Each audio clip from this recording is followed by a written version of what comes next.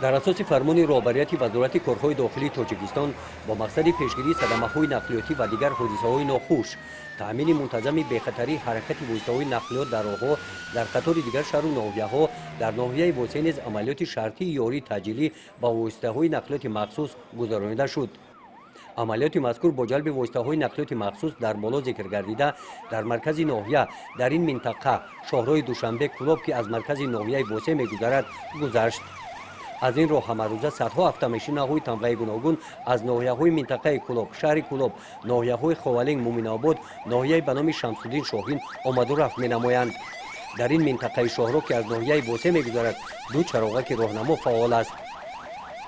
ҳангоми гузарондани амалиёт муайян гардид ки 14 нафар ронандагон ҳангоми идораи воситаҳои нақлиёт қоидаи ҳаракат дар роҳро вайрон карданд. нисбати онҳо протоколҳои ҳуқуқвайронкунии маъмурӣ тартиб дода шуд.